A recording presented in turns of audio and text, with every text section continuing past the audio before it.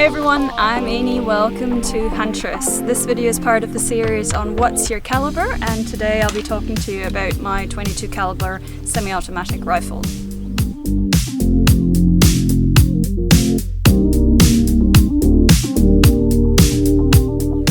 So this is my Marlin 22. The 22 stands for 0.22 inches or 5.6 diameter bore.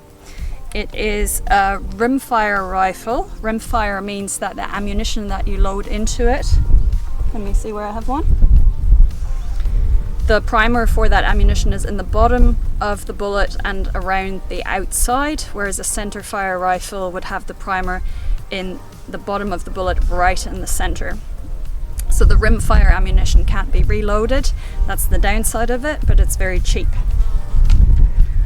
So this rifle is made out of plastic and metal basically. I've put a suppressor on it, makes it even quieter than it already is. I've got a nice scope on it, and that's about it. I don't even have a sling because it's so light that I just carry it in my hand when I go for a hunt. This is a semi-automatic, so it comes with a detachable magazine. The action is really simple. Let me just open up the action. So if you have the action open, check that it's empty. Load the detachable magazine. When you close the action, it automatically loads a bullet, and then you have a safety switch at the bottom. To unload it, you just remove the magazine, and because it loaded that bullet when I closed the action, I got to remove that as well. There we go. Right, keep that action open, all empty and safe. So the .22 caliber is commonly used for target practice because the ammunition is so cheap and it doesn't have a kickback, so it doesn't give you a sore shoulder. So it was my first rifle that I ever bought many years ago when I first started target practice, and nowadays I use it for the second most common use, which is small game hunting. So bunnies, hares, could use it for possums and apparently geese as well, but I haven't done that. They do also come as bolt action, and I think some manufacturers might even make them as pump action. But I prefer the semi-automatic. My detachable magazine holds 10 rounds. I believe in New Zealand right now you're allowed up to 15 to still be legal, but yeah, 10 rounds in this one, and that does me quite well. I've got two types of ammunition for it. I've got the .22 long rifle low powered ammunition and the .22 long rifle high powered ammunition. High powered is a lot louder, so I generally stick with the low powered. Nice and quiet when you're walking around the paddocks looking for hares and you're not disturbing the neighbors. As I said, very cheap ammunition, no kickback.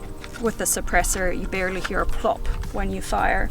If you do go for the high powered stuff, make sure that your suppressor can actually take that. If you have the wrong suppressor, you might blow it up with your high powered ammunition. You don't want to be doing that.